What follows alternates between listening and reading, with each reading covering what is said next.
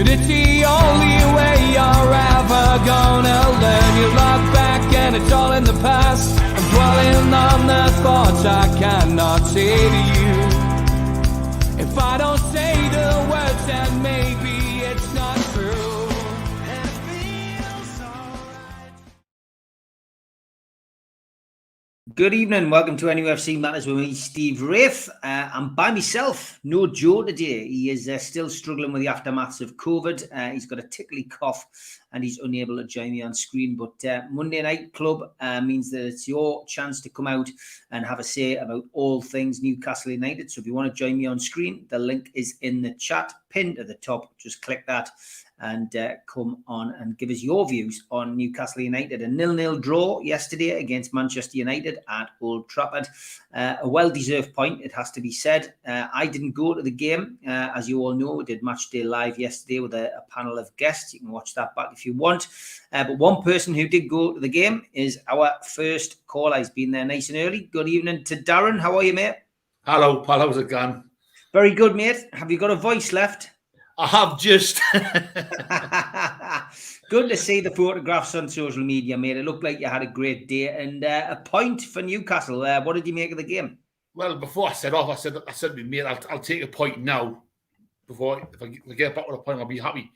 But to be fair, first half, I thought we played great. First half, we should have been the lead. Joe Linton should have scored. And they hit the crossbar on the post. But we played good. Like, say, I've got a few negatives, but first half, you couldn't follow us off. We're a much better team. But second half, with Dan Burn getting booked, it was a liability in second half because Anthony kept getting past him, and Dan Burn knew he couldn't touch him. If he touched him, he was getting booked off the pitch. So we were seeing get targeted on because Anthony was leaving him for dead all the time on the wing, and that's what we got concerned about. And Sean Longstaff, I think you see had on the paper the quality got an 8. I'll give him over a 4 or 5 if he's lucky. But we're done good. I was like, second half wasn't good as the first half, but to get a point at Old Trafford, and what I will say, if Callum Wilson held that out a penalty, is beyond me. Because Dave McGull the day on the referee's watch, it said if Haaland's a free, Man City's goal got choked off for a free kick. How was it Callum Wilson not a penalty?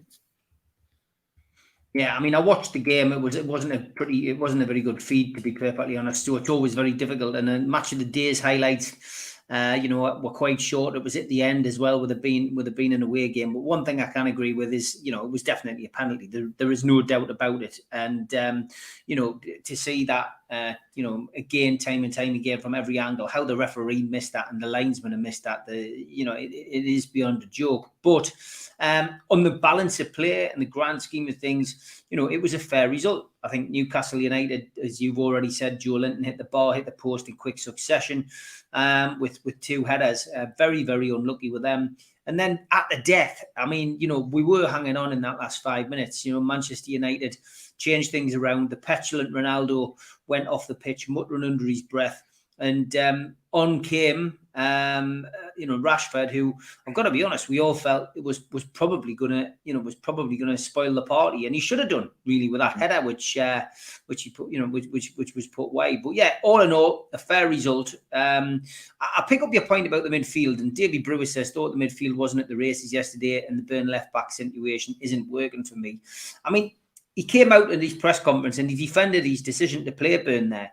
And he'll be able to continue to play him there, I guess, Darren, because the unbeaten run goes on. And, a clean sheet at Old Trafford is something that, we've never been able to take for granted, to be honest. So I think, 3 games in a week might change things around, but we might see Dan Burn continue. Yeah, I'm not knocking Dan Burn. I'd say he's playing with his heart. He's 110% every game. That's what you want.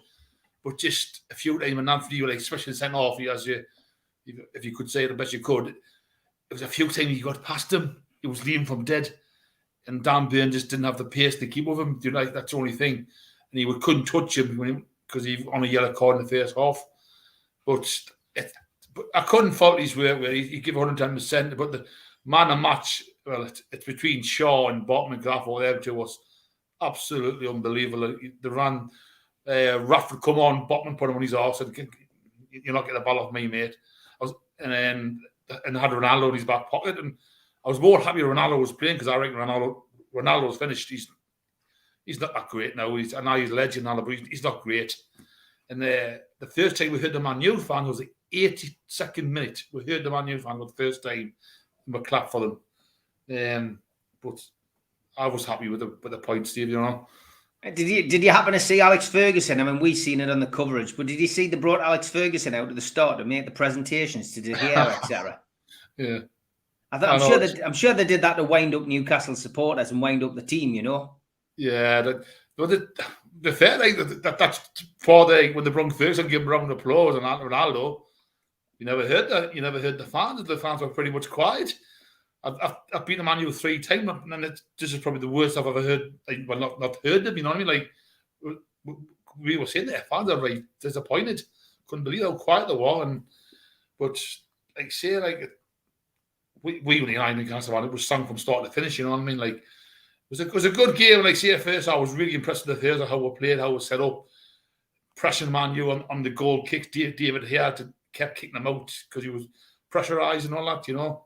So, but I was happy with that point. To be fair, get a point at Old Trafford instead of getting beat. It makes a nice change. Yeah, of course it does. Blue Rhythm Boy says Fergie's presence is a burden to them now. They'll never live up to his standards. It's funny. That's exactly how I feel. I think you know that he is a bit like the ghost of Christmas past, isn't he? Hanging over the football club, and anyone who comes in is always going to be at their standards. Danny Coggins, good evening. He says great point. Yeah, 100%, mate. It was fantastic. It was just, you know, it's everything you want from this team. You know, hard work, commitment, and effort, and you know, Newcastle trying their best to, you know, in every game, and that's all you want to see. Other thing today, Darren, is Peter Silverstone, the club's new chief commercial officer, has now been appointed. What's your feeling on that? The club's statement today was Peter joins the club from One Football, the world's largest football media platform, where he was senior vice president of global development, responsible for One Football's clubs, leagues, federations, and players network and partnerships divisions. Peter brings almost 2 decades of commercial experience in the football industry that will be critical delivering the club's ambitious commercial growth and plans. So obviously he was at Arsenal. He oversaw the rapid growth of Arsenal's e-commerce business and the agreement with Amazon for Arsenal's much acclaimed All or Nothing documentary. And in his quote today, he said, "I'm delighted and honoured to join Newcastle United as the club embarks on its exciting journey to build a sustainable, leading Premier League and European club." What's your thoughts then on his appointment today, mate? I think it's more. It's got to be good for Newcastle because now I think they've got all the people in the right places now. You know, to go and do what they need to do, get money coming in the club, so can spend money. You know, like in a financial fair play, so get sponsors to get money in. They've more or less got all the right people in the departments now. So, and they're just, I think they're doing right. They're doing everything right on. They're getting players like that's your job. I need you to do that and talk to the club and sponsorship deals get in. I'm happy with it. You know, go and do your job, mate. You know what they're doing. These people wouldn't get numbers in, would they? The wars after the right people, wouldn't they? Yeah, 100%, mate. I mean, it's building the foundations on and off the pitch. That's the key, isn't it? It's you know, I think in the past.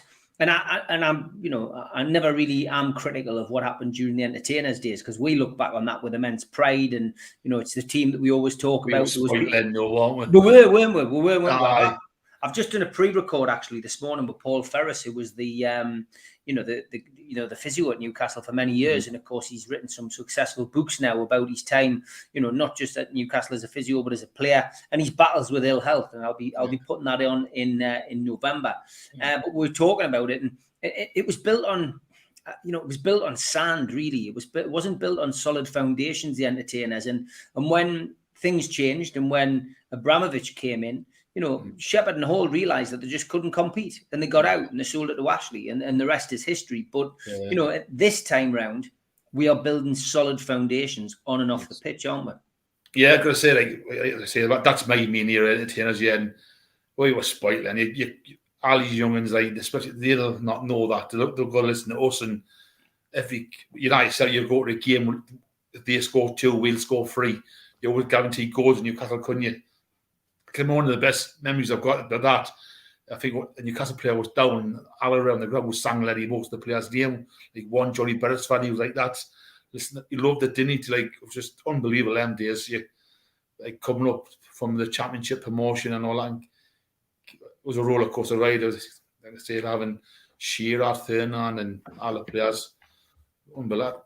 That's in my heart. I'll never forget. I wish we could bring them times back, but I think we're not far off in, say, 4 or 5 years. What did you make of the Man United team surrounding the referee? John Askew said, another esteemed podcaster has said he would hate it if we were in a group and bullied the referee like Man United did. John totally agrees with what the podcaster said. It's not what we're all about. What do you think? I thought that was disgusting. And I mean, it's something which, they said they were going to clamp down on many, many times. But then, having watched the West Ham game yesterday, they did say they were going to clamp down on people grabbing a hold of people in the box and automatically give a penalty. And it appears you can now commit judo or hara-kiri in the box with a player now and just there's no penalty awarded. So, but yeah, surrounding the referee, what did you make of that, Darren? Because that was bad crack. And I mean, over that particular incident, Ronaldo actually got booked. Yeah. Well, the referee's arm was up because that's what I was watching. The referee's arm up, and then next thing I had Shaw's pass it back to the Pope to get the ball from there. Then Ronaldo can's trying to be a clever boy and scores a goal, and then they're trying to bully the referee and seeing that's a goal. If he wasn't, it was disgusting. Where's the respect of the referee? If that was rugby, every player would have been yellow carded off there, wouldn't it?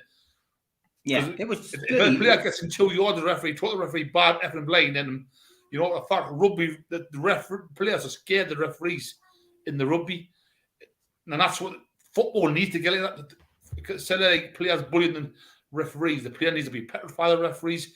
Give the referees the power. Say, "Oh, yeah, you can't tell me that. Get off the pitch, mate," because it's disgusting. Because you lay out the full team bullying the referee, walk around the pitch.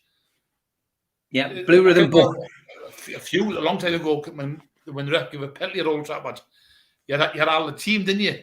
Surrounding referee for that one. I think it was Roy Keane and all that. That's right. Yeah.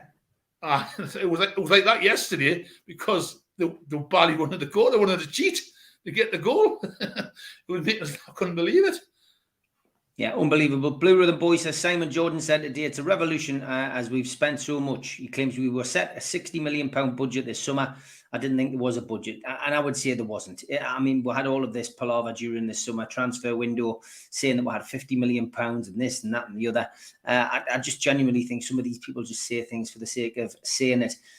David Brewer says, what's the crack with the recurring injuries to Maxi and Isaac? Something amiss somewhere. Yeah, and that's a big disappointment over the weekend, wasn't it, Darren? I mean, you'll have got to Old Trafford and would have been expecting, hopefully, to see, ASM, at least on the bench. But the rumours had started to come out on Thursday or Friday that potentially he'd had a setback and that Isaac had a setback. And, of course, that's what's happened. And it looks as if we could be without both of these up until the World Cup break. Yeah, that's what Eddie Howe's press conference said yesterday. Looks like they're both out until next year. It's just strange Maxi come back for one game and then Hammy's gone again. Has he not recovered properly? Has he not done? There's just something not right with ESM. I don't know what it is. It's something's there. I don't know if he's doing something wrong. That's my opinion. I mean, I think it's not right. Something's not right. I don't know what it is. Isaac, I was surprised at that. It's a shame. Again, £67 million, he can't play till New Year. But now we'll rely on Wilson to get injured. Hope he doesn't. But I think we're enough in the tank to get a few wins on the next. The beauty is Wilson and Bruno. We've got to keep them fit. And I think we're game for anybody at home. And, defensively, we're a solid unit. And we are hard to break down, as we've shown, home and away this season. So I am confident about that. Andrew says, I thought there was an encroachment rule made years ago. Or did I imagine that? These teams seem to get away with it and actually aggressive towards officials. Andrew, there was an encroachment rule brought in, but as with the 6-second rule, it just gets ignored now, Yeah. Man U have done that for years.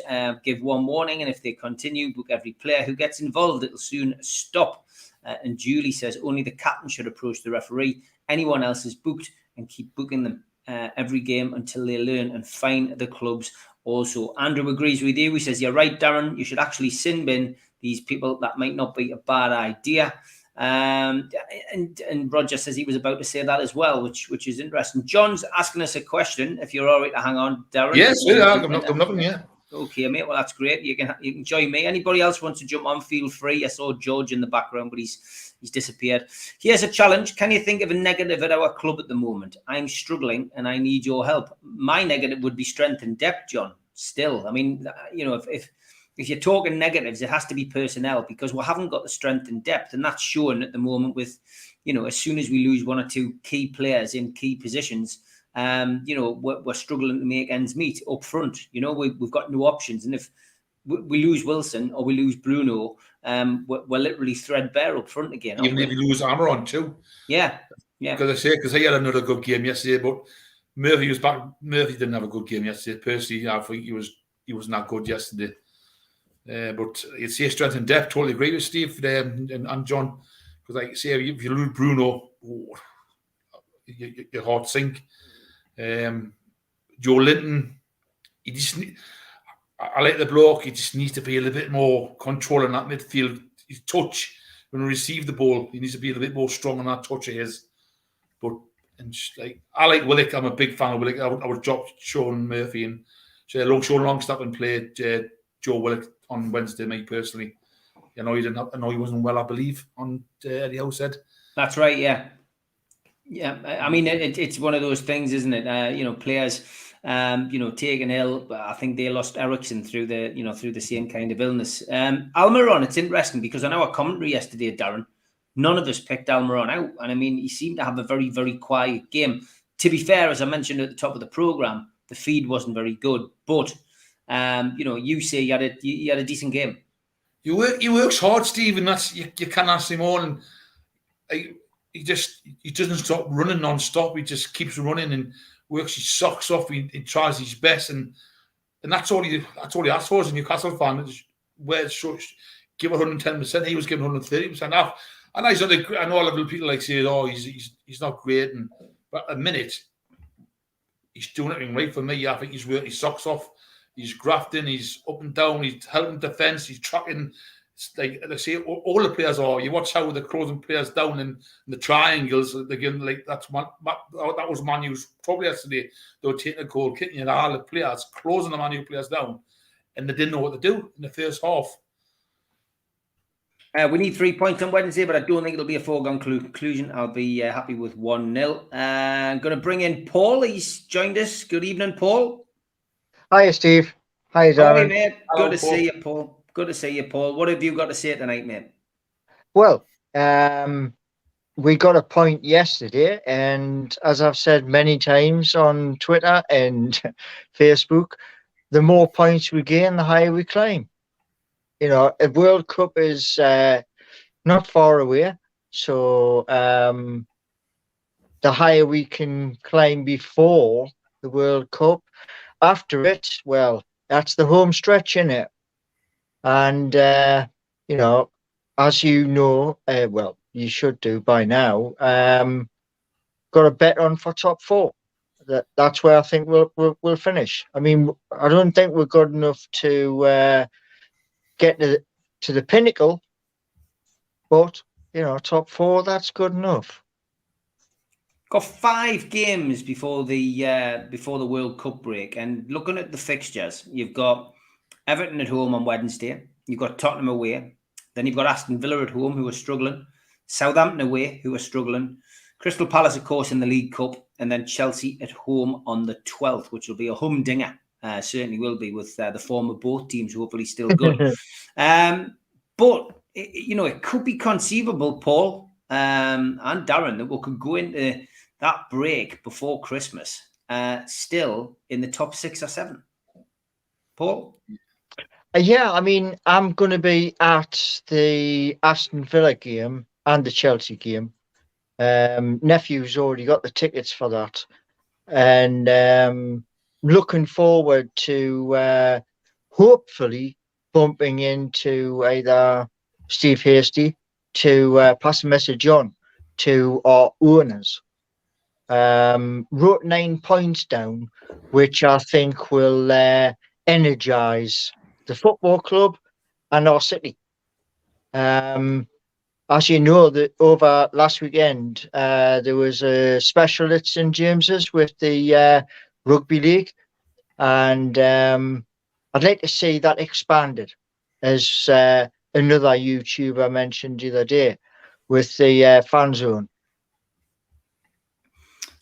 Yeah, I mean, what do you think, Darren? Europe, Eddie Howe was asked about it actually at his press conference, and he just said it's nice to be talking about that rather than, relegation worries, Darren. But, with those 5 games and 3 of them at home, Newcastle putting themselves in a really good position, aren't they, at the minute? Yeah. Me personally, I would like to have 10 points out of them games. I'll be happy with 10 points. I reckon we'll beat Everton personally. I reckon we'll beat Villa. And I do think we can beat Southampton. I like to think Chelsea, I'll settle for a point. Anything else, I'll be buzzing. So, me personally, I'll go happy with 10 points, Stephen. That's what I'll go for. Okay, yeah. I mean, I think we can beat Everton with the team, that we've got available. For me personally, I think that's a winnable game. Tottenham away, depends which Tottenham turns up. Villa at home, I can see Newcastle getting some, another win there. And then Southampton, again, generally not a happy hunting ground, but you just got a fancy for Newcastle getting something there as well at the minute on current form. And if they can get through to the next round of the League Cup, it presents you with that Chelsea game before you go into Christmas in front of a capacity crowd at St James's, roaring them on. It's exciting times at the minute. Everything is exciting, and that is why we're all just got to sit back and enjoy the season. There's a question here from Funko. So, Darren, I'll give you it first and then ask Paul. Hall and Shepherd couldn't compete with the Billions. Fair enough, but Robson could send a team out to compete with the best. Do you feel that sacking Bobby Robson was a massive mistake? Ooh. I felt sorry for Robson because he loved the club that much. But I think a lot of it was down to the players not playing for Robson. Because that's when the tides change for players. No, players don't play for managers, and unfortunately, the manager get the sack. I think it was a shame they couldn't stick to Robson a bit longer. I love Robson. He was a hard on his sleeve person. Say how it is. I don't think the club was wrong to sack him. That's my personal opinion. Paul, did they pull the trigger too early on Bobby? Sir Bobby? Yeah, they certainly did. I mean, he was loved. The passion of the man was phenomenal. Mm-hmm. One moment, man. I have to jump off, Steve, because my sister's been a pain in the backside ringing me. No worries, Paul. You go and do that. Family's got to come first, mate. Thanks for jumping on, pal. Thanks for jumping on. Family has to come first. Good luck to Paul. Good to see him on anyway. He's a big supporter in the chat. From my perspective, Bobby Robson, yes, it was too quick to pull the trigger. But Darren's pointed that out. The players at the time, your Kieran Dyers, your Craig Bellamy's, I think your Jermaine Genesis in that dressing room. There were the new breed of footballer coming through, and a couple of those players that I mentioned didn't quite show the respect that they should have for Sir Bobby, and he felt undermined at times. And I think he was going through that period of, he'd recovered from cancer, he'd beaten cancer, and I think lots of things were catching up with him, which he probably wasn't aware of at the time. But that's where when it went kind of downhill a little bit, didn't we? From then. Yeah, 100%, mate. I just genuinely feel that he probably could have been, given the bullet in a kind of way. They could have let him see the season through, and then find a replacement. But the way that they got rid of him, it left a sour taste in the mouth. To replace Bobby Wasunas, oh dear, John, you are not wrong. And Alan thinks Bobby was getting too old, which, it did play its part. Getting back to the match, BT says Craig Pawson didn't blow the whistle for the foul. Should VAR have intervened, do you think, Darren? For Wilson, yes, yeah, totally. Because we watched the Pelly, and we were saying, look at that, and they didn't. We were shocked, and I got in the night. I watched the referees watch, and who I think who was on the Danny Mills, has said if they stop Man City's goal for Liverpool, and now Man City scored. Yeah. If that's a free kick, how Wilson's not a free kick. So the same as last week, the inconsistency is happening again. Yeah, I mean, VAR's been good to us the last few weeks, and we were discussing this on Matchday Live yesterday. It has pretty much evened itself up, I guess, so far. You know, we were up in arms after the Liverpool game, but you know, we've had some good results with VAR as well as some bad results. I think we've just got to accept it. But one of the lads said yesterday, VAR was brought in to stop all this. I think it was Vince. He said, you know, and Roger both said the same. It was brought in to stop this, and you know, it's created more problems instead of solving them, which you know drives everybody mad. So Bobby was a legend here. It's such a shame we didn't get him after Keegan left. Typical Barcelona. We're planning to move him upstairs. And Dan says it's mad that you can earn a penalty, Sancho, and dive your way into it, not being given. Did you see the Casemiro dive? Yeah, I mean, there was a 5-minute period where they just decided to go Swan Lake, didn't they? And Ronaldo as well. I mean, literally, I remember that was one of the things I commented on yesterday. He was diving and looking at the referee as he was going down and landed like that and was looking at the referee. And you're thinking, how, mate? You're better than that. You know what I mean? Casemiro, he went down. It was a blatant dive. You should book him for diving. Yeah. Unbelievable, he really was. Tom points out a good fact here. He says Newcastle have got the outright best defensive record in the Premier League so far this season. I mean, it is. We've got the best defensive record, Darren. It's mental, isn't it? It's just like how we're passing the ball, Steve. Like if you put this like then and now, the last season on the Blakes now on the Bruce, how we're scared to pass the ball to the right back to the centre half. It was always going long, but now it's like 4 or 5 touches to go up the pitch. And all the players have got the confidence now to touch the ball. And it's like, I know we've got a new defensive player last year, but it's just good to see. You know what I mean? Like that's what we want on the front foot instead of just being scared. We're not scared anymore, and that's what Eddie Howe's done. He's an attacking mind manager, and what he's doing is fantastic in my opinion. You know. James Nicholas says, I put on here yesterday, we could see how good Botman was. He is 22 years old. How good is this boy going to be? We look solid. And he was. I mean, you've already mentioned him as a man of the match yesterday, Darren. He was immense, wasn't he? Oh, man, he is the next Virgil van Dijk. You know, I know Virgil, like, he's 31. Give Botman in a couple more years, and he's gonna be like Virgil. But when Virgil looked unplayable, he's gonna be like him. He's just so good in the ball. The only thing I would do, he's passing. When he's overthinking the passing, he does he panics a bit or gives the ball away. Like it's just he's passing for me. That's what he needs to improve a little bit on. But bar that, you kind of fault him. No, definitely not. Talking to managers, Rafa didn't want to give Eddie Howe any credit over the weekend. Yeah, I didn't catch his commentary, but I heard that as well. But, you know, why would he? He's probably sick as a chip that he hasn't got the opportunity to manage at Newcastle with all this money and without any of the hassle. Corruption is blatant. If you watch Dermot's explanation, Kenny, you're not wrong. Dermot Gallagher, you can't defend the indefensible. I think that's what they say.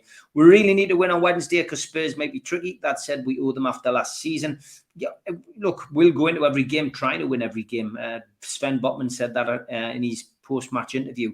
Man United fans up in arms over the penalties that went against them and the Ronaldo free kick goal that wasn't. They also accused Newcastle players of diving. Irony. Yeah, so did a lot of their fans. And Melly Barnes will be coming on, I think, tonight. He is flying home to get on tonight. So we'll have a Manchester United perspective on here before the end of the show. During Bobby's time at the Toon, was the problem not with the fact that the team was divided into 3 camps, the seniors, the middle guys, and the young guns, Dyer and co, with their £1,000 ear studs, etc. Yeah, it was definitely camps like that, mate. You are right.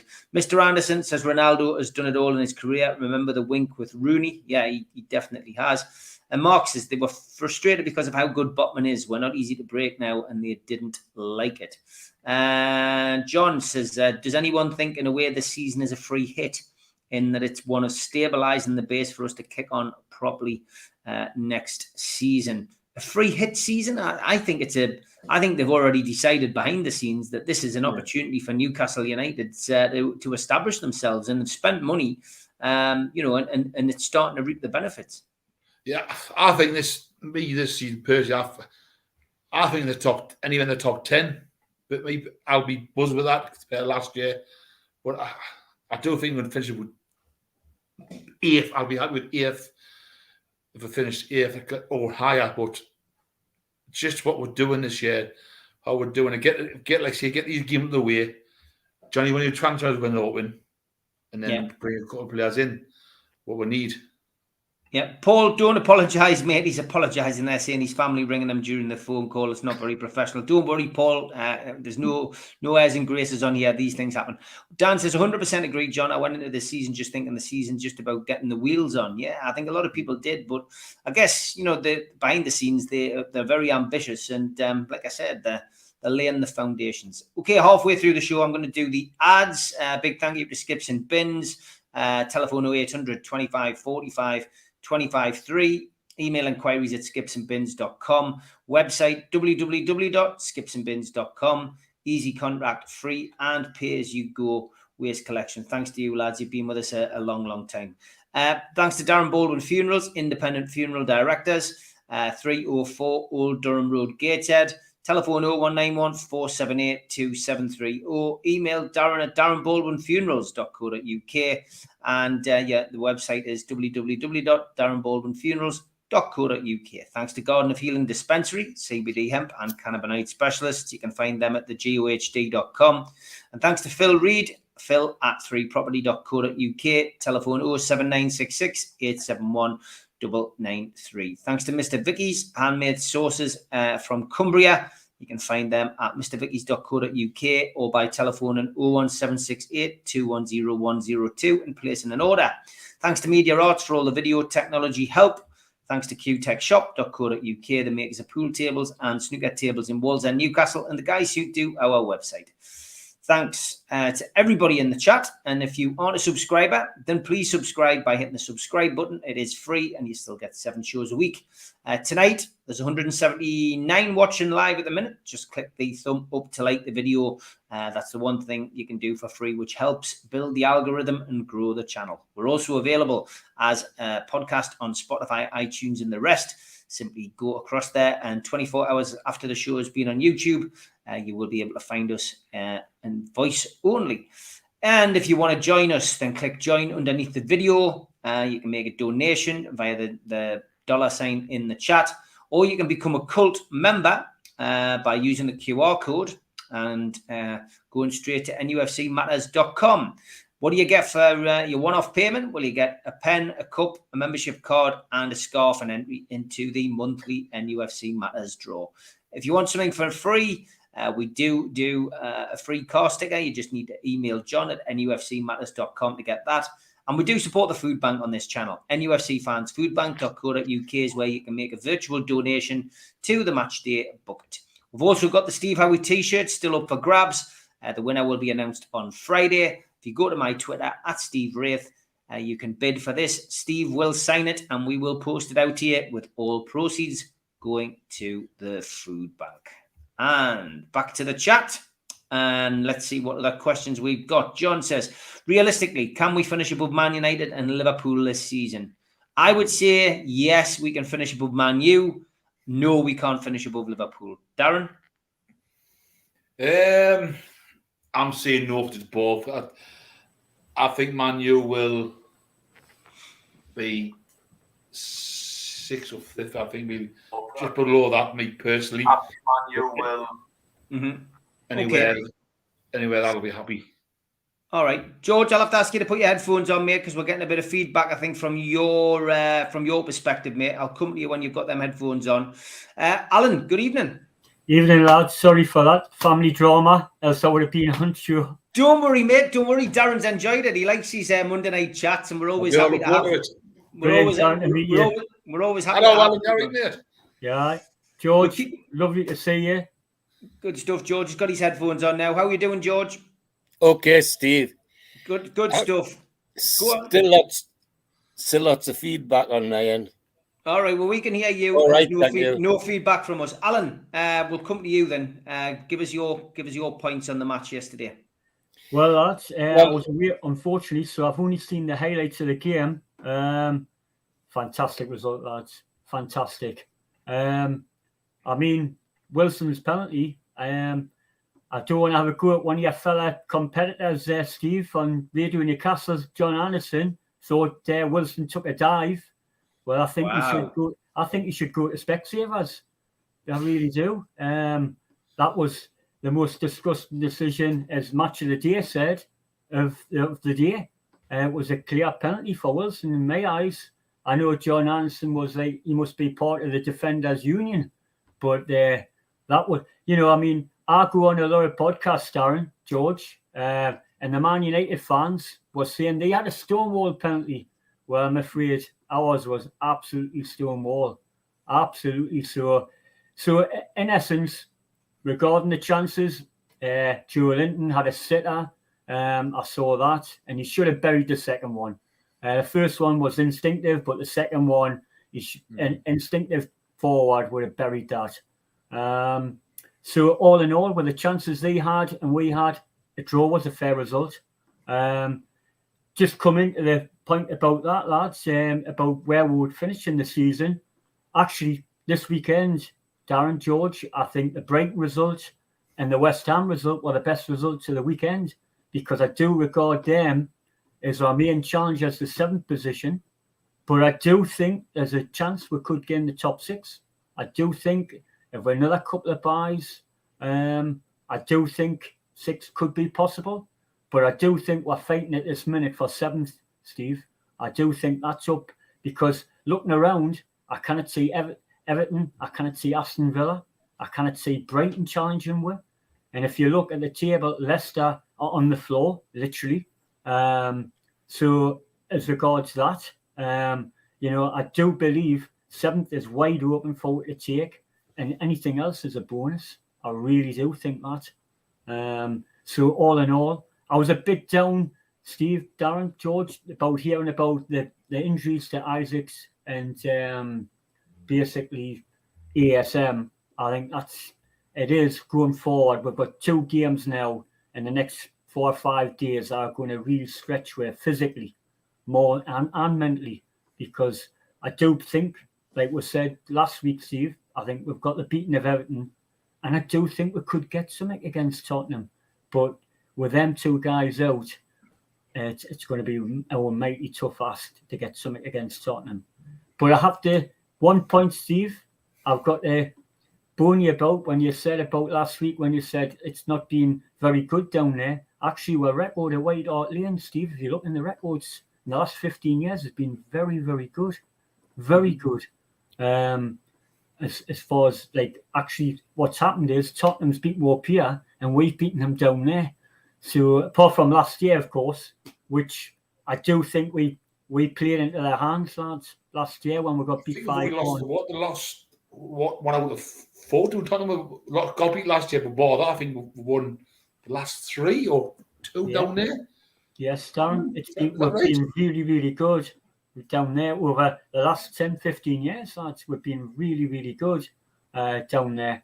So all in all, I really want to batter Everton, Darren and Steve, George. I really want to batter them, because the abuse we took after the beat were at the end of last season was, I thought I was on a Sunderland podcast, to be honest. They were that bad.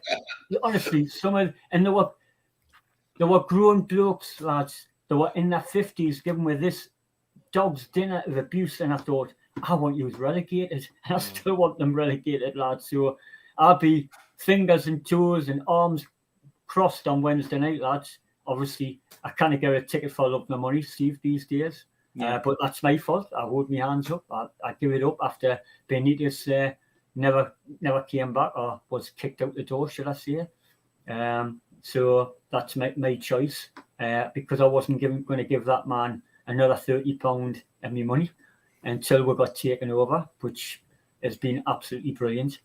The main point, lads, I came on the show tonight was, what do you think about Jurgen Klopp's rant? I just found it laughable, absolutely laughable. You should have been TalkSport fans.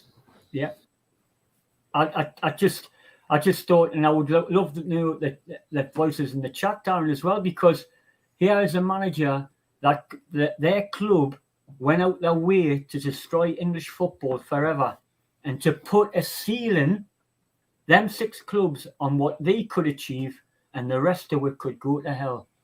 And it, all for the sake of money. And because we've now, in Jurgen Klopp's eyes, one of 3 clubs that have got unlimited potential to win everything. It's like Liverpool's result showed, lads. It doesn't depend just on money. It's how you use it. It's human nature. There's 11 men go on the pitch every Saturday fighting each other for a game of football. And all in all, you know, money helps greatly to win trophies. I've got no doubt, get better players. But at the end of the day, it's not the be-all and end-all. But Jurgen Klopp's sowing the seeds that we need help here, i.e. Liverpool and Arsenal and Man U, because we won't be able to compete with Man City, Man United. And it's putting doubt in everybody else's mind that we're going to dominate English football. I hope we do. But that's a long way off, lads. I really do. A long way off. But that Jurgen Klopp rant annoyed me greatly because he was part of this cartel that was trying to destroy, not him personally, but his club, by just guaranteeing money every year and excluding all the 14 clubs and not allowing other clubs to have the ambition to be number 1. Great stuff, as always, and you've covered a vast amount of points there. Just on Klopp, for me, it created a lot of hilarity over ceilings. Dan says Klopp should ask the likes of Norwich what a ceiling looks like. But you know what? You're completely right, because Liverpool were part of this alleged breakaway Super League, and Klopp has had a lot to say, and I think it's getting to him slightly, this job. He's got the 7-year itch, which he's had at these previous clubs, and I just genuinely think that the pressure of the job is getting to him. And the pressure was alleviated a little bit yesterday with that win against Manchester City, but he still was up a height to the point where he got sent off. But what I would say to Jurgen Klopp is concentrate on your own club and stop worrying about us. We'll be all right. We'll get on with things. But yeah, look, great points as always. George, I'm going to come to you, mate. Thanks for joining us tonight, and thanks for joining us on the panel yesterday. And it's always an interesting perspective, George, having you on the show, because of course you didn't watch the match again, and you were watching us. And I don't know whether you caught the top of the program when I was speaking to Darren, who was at Old Trafford yesterday. But you just said Almiron clearly wasn't in the game because none of us picked up. None of us really mentioned Almiron yesterday. Darren said he had a great game. Go on, George. I'm getting a bounce back off you and Alan, but never mind. Yes, I still enjoyed. Well, I still enjoyed it, Steve. And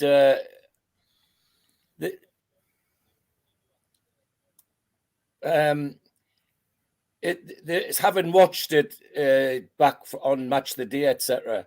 It was easy to see how very professional we were again. That's the word that comes to my mind.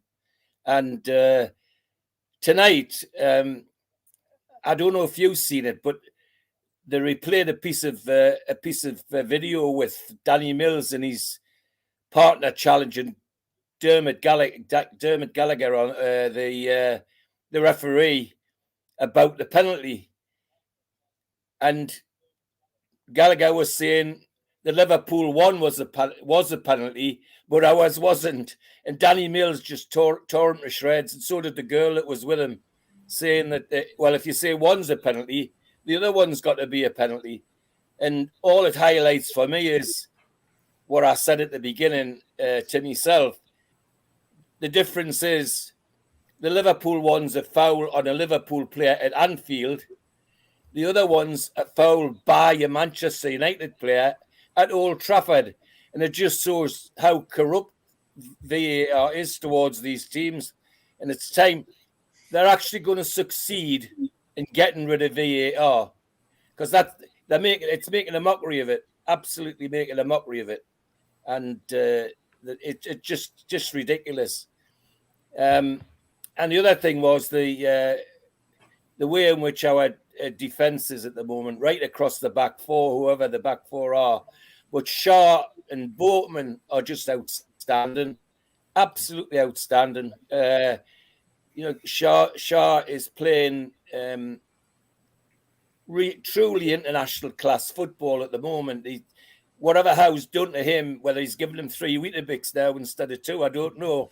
But whatever it is, Shaw is the outstanding defender in the Premiership for me at the moment, alongside Boatman. And Boatman, I'm afraid, is not just a defender, he's a brilliant footballer. Sometimes when he comes out of defence and he brings the ball out and he drops his shoulder, he's got forwards going all over because they don't know where he's going. And that's the sort of thing that most attacking players would love to have. And yet he's got it in his armoury as a centre back. And I think that's great for us. And as the Klopp, Klopp's just shown the panic that's setting in amongst the other ones at the top because they see what's coming.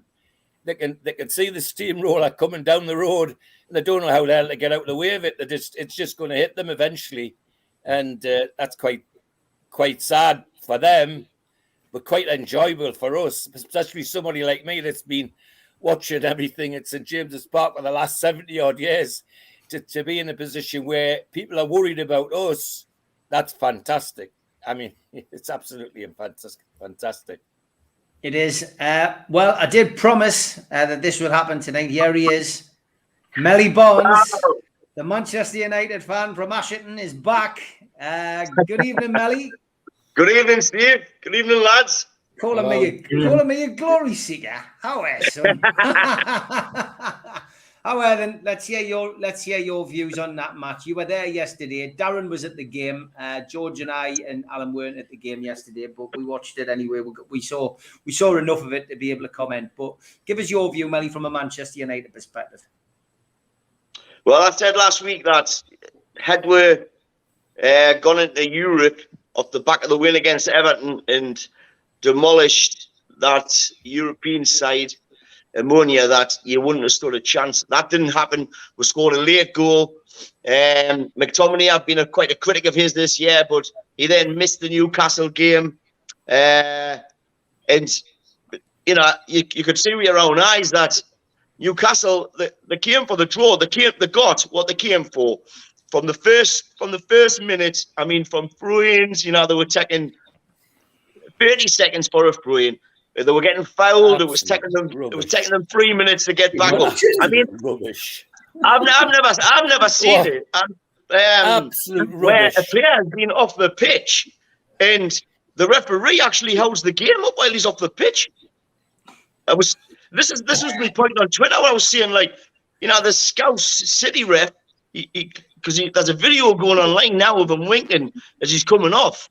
I don't even know, like, any other time they'll be looking at VAR. And look, that wasn't a goal with Ronaldo with the goalkeeper. The defender just touched it back of him, and he was right to start play again. That wasn't a goal. But obviously, you could have had a couple of penalties, but I think we could have had a couple as well. I'm disappointed because I'm touching on what George just said before. You are a sleeping giant, and I think last year we battered yous.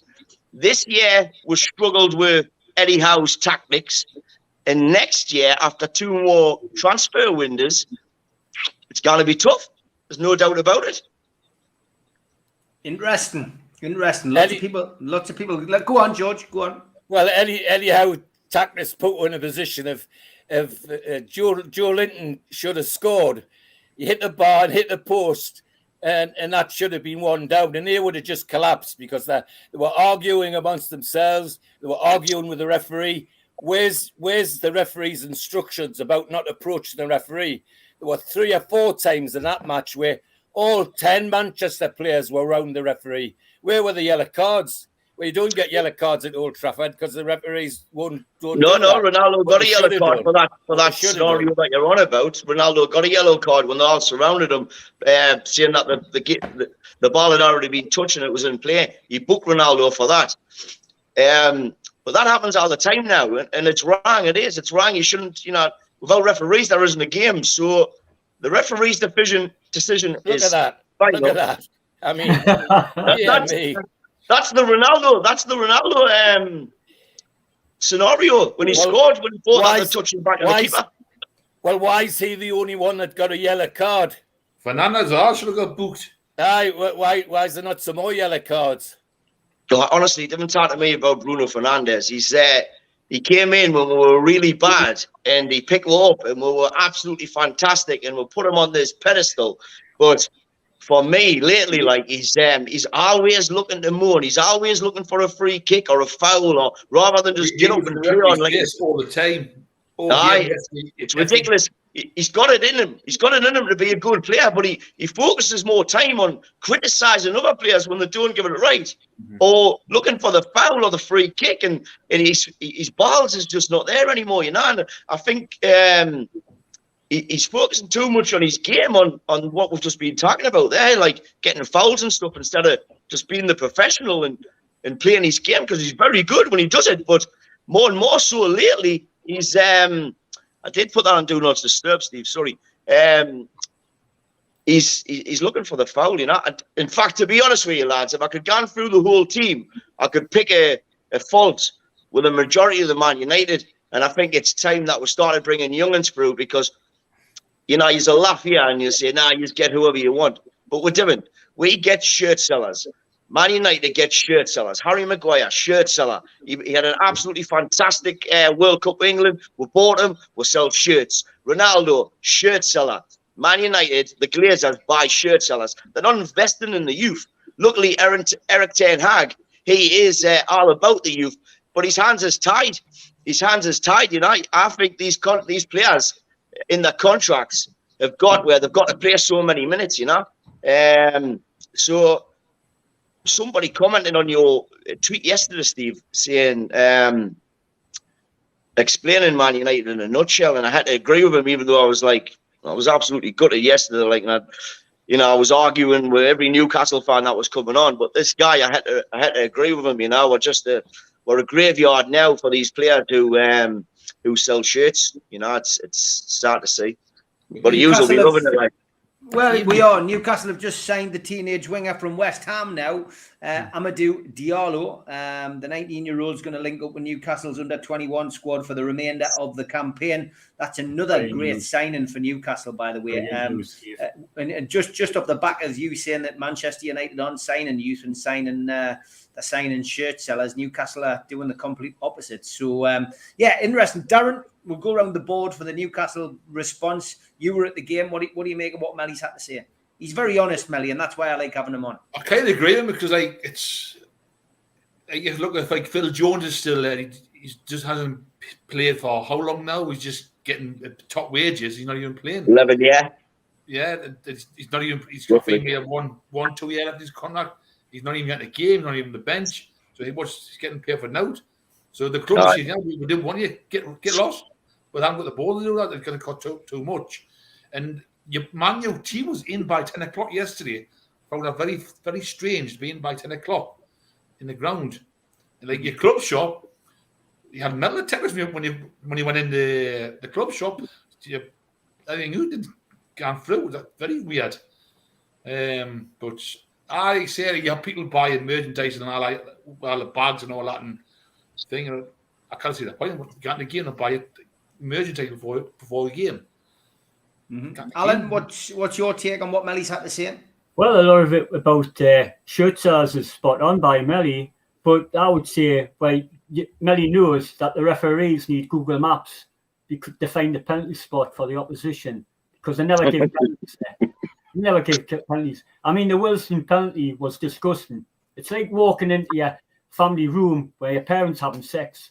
It's just that was disgusting. It really was. I agree. I mean, Melly says we're battered you, was that obviously that was the away game, because we battered you at home last year when we drew ones each. And every Man United fan said that. I saw some of the podcasts, Melly, and I didn't see the game, Melly. I saw the highlights. So, but all the Man United fans were saying the same. We came for a point. Now, by all accounts, by every report I've ever heard, the first half was well and truly ours, and we should have been 1 or 2 up.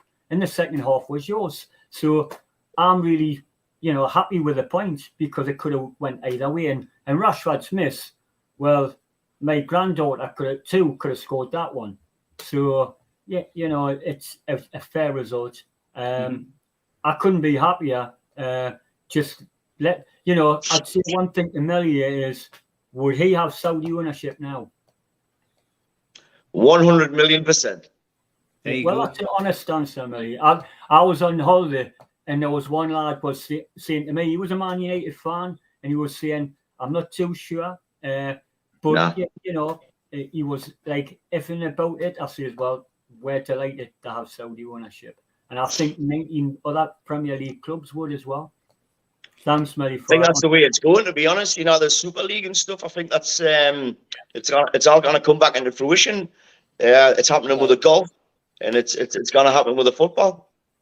George, have you got anything? George, have you got anything to say before I bring Melly's biggest fan on? The bit about that's a poor analogy. Yeah, the golf thing's a poor analogy because the golf's funded by the people that own us, and they're not going to fund any Super League. That's for sure. They're going to make sure Newcastle United's in the mix when if that happens. I never want a Super League, George. I'd like to see, well, no, and I hope to goodness we don't get a Super League. In fact, I've got a sneaking fancy there's to try that again. That Piff will have their big lawyers ready to have a go and take it to court to try and knock it back for good, because it's ridiculous, absolutely ridiculous. No regard for the other 16 clubs or 15 or 16 clubs in the league, just for themselves. It's absolutely balmy, absolutely balmy. And going back to the game, the Rashford miss was almost comical. However, you could say no more comical than Joe Linton not being able to put the ball back in the net after it came down off the bar. He should have busted the net with that, but he didn't. So it's and if you look at the stats, yes, they had more possession, but in terms of shots on goal, shots off goal, we were up there with them. And all the stats in terms of defence, all the headed clearances, all the high balls, we were way out in front with Manchester United. So, it was a good game, and like Steve Wraith said before, I suspect on the balance of play, a draw was the right result. But it should have been a bit more exciting if we got that penalty awarded. Yeah, I'm going to bring in your big fan now, Melly. You've had a bit of banter with him on Twitter over the last 48 hours. Jimmy. Hi, Jimmy. You all right? Oh, I'm sorry. I thought it was at 2 o'clock and I had a medical thing to deal with, but I'm here. Nice to see you, mate. Oh, Jimmy. Steve, just quickly, Steve, can you put the stats up from the game? Because me mate Phil Richardson sent us some, but I can't get them on here. Can you get them up? Leave it with us, mate. I'll get them up. Mate. Yeah. All right. Go on, Jimmy. Make your point, mate. Man, you had 13 shots, 2 on target. Newcastle had 9 shots, 2 on target. They wanted nothing to do with us in the first half. I mean, our press was getting to them. It was frustrating. Anthony was too busy trying to elbow everybody. He was so pissed off. I will say that I am surprised Shar did not hurt his knee on that. When he went down, I mean, I was like, here we go again. But that incline on the back of the goal is treacherous. It's the same problem in the second half. It's the same problem we've had all year. We want to play a certain way. We just don't have the depth to do it. That's a young man's style of play.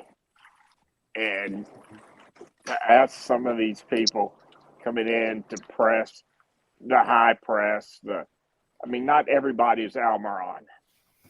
And we don't have the depth. And I know Steve, you're a big fan of Chris Wood, but as soon as Wood comes on, I'm sorry, it's like waving the white flag. That's parking the bus as soon as he comes on. And for the penalties, yes, I thought Wilson's was a penalty, but had Sancho not tried to be Neymar and just went down, that was a penalty.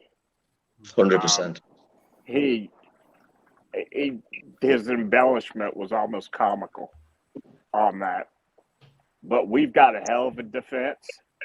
We've got a rock solid defense.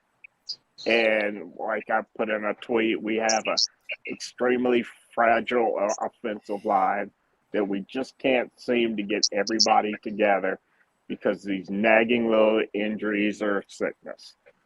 I went back and rewatched the game. I would have loved to win. The game was theirs. Ours for the taking until about the 70th minute mark, and then that was just, you just knew had that game gone on about another 3 minutes, United would have scored. Manchester United. I refuse to have United. I like that. I like that. But we're not. But we're not. It's nice to know we can go down there and not be scared. When we come on the field and we see those hemorrhoid red jerseys, we're not scared. We can go toe to toe. We just need a couple more signings for debt. But I think it's, we've come a long way in a short period of time. Yeah. Both teams are going through, I guess you could say, a rebuild. We've had to come a little farther, but we got, new coaches, new philosophies, get rid of the driftwood, bring the players in, and let's have another go at it. Fair play, Jimmy. Good points you've made. Jack Sparrow asks the question I think we all want to know, Melly, from your perspective. What were your thoughts about the amount of time your players dived? There was that little period in the game where, okay, Jimmy said the Sancho situation, if he hadn't embellished it, could have been a penalty. But there was at least 3 or 4 attempts in about 3 or 4 minutes jumping on the ground. And the one that Ronaldo did was the one that really stuck out to me when he more or less just went all Swan Lake and dived, looking at the referee as he landed. Trying to get an Olympic swimming team, Steve. Yeah, he landed on his front and he's looking at the referee as he goes down. It's a deliberate dive. Does that happen every week, Mel? I touched on this with Bruno before, but it's actually it's quite prominent within the whole squad, mate. It's like a given now. Like they're trying to win fouls all over. Just play football. Back in the day when it was Keno and Scholes and Bruce Pallister, like even if they got took out by the waist, they were getting back up and they were continuing what they were doing because they were footballers. These now are actors. They're not just footballers; they're actors. Like I don't know if they're taught to, or if it's drilled down from, say, Ronaldo. He's got such a presence within the training ground. Like gone down and you'll get a foul because, like George said, sorry, I don't know if it was George or Jimmy. Sancho, if he just guns down normally, it's a penalty. But he didn't, like you said, he went down like Neymar, and it's like, it's over dramatic. You should see if they've got any spare time for the CS, Steve, because they're good actors. Good actors, like they would do well. I mean, it's frustrating. It's frustrating me, And now you'll see, like, but for me, like I said last week, every game's an away game.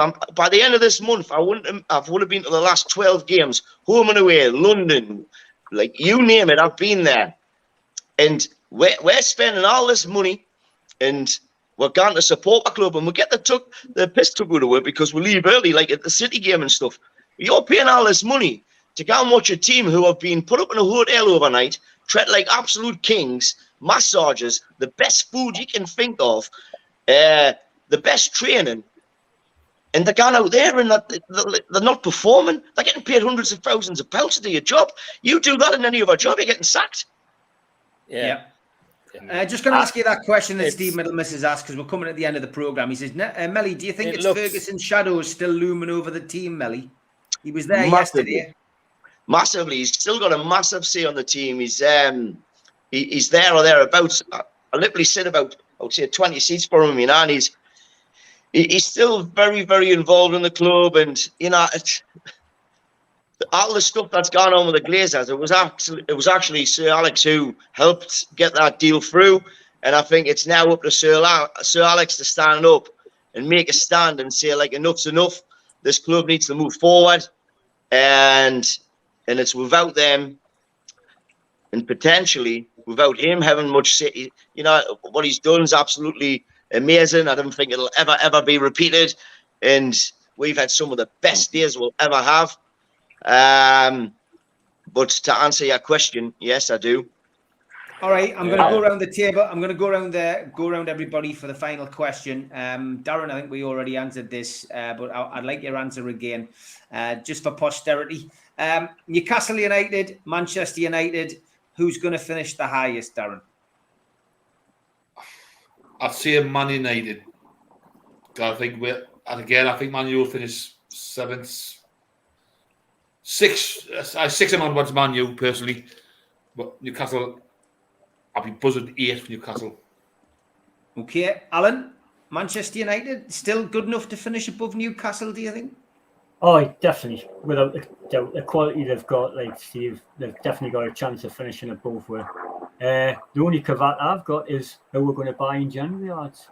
If we buy 2 or 3 more quality signings, then I think we could give a run for the money, but I think Man U will finish above where. I think we could definitely have a great chance of finishing 7th, but I think Man U will finish 5th or 6th this year. All right, George? No, Newcastle will be above them because by Christmas they'll be looking for another manager and they'll be in turmoil again.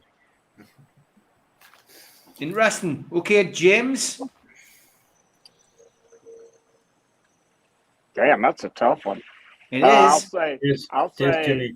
I'll say Manchester finishes 5th. We finish 6th. Okay. I'm going to say Newcastle will finish above Manchester United this year, and that's not just to wind you up, Melly. I genuinely think we can. I think our transfer window in January is going to be a big one. And I think looking at the makeup of the table at the minute as well, we were just discussing the next 5 games for Newcastle, of which 3 are home games before the World Cup break. And going into that New Year period, if we're still in that top 6 area, I think it'll be an interesting battle. Certainly, it'll certainly be the battle of the two teams going into the New Year. But the transfer window, I think, will just edge it, and I think we'll just finish above Newcastle. I think above Manchester. I think that'll be it. Melly, you clearly think, I would imagine, that Manchester United are going to finish above Newcastle still. Well, I think Newcastle's a fortress. St James's Park is a fortress. If you can turn your away form from draws to wins, then you're going to be up there, absolutely. I do think Man United will finish above Newcastle just because Newcastle isn't there yet.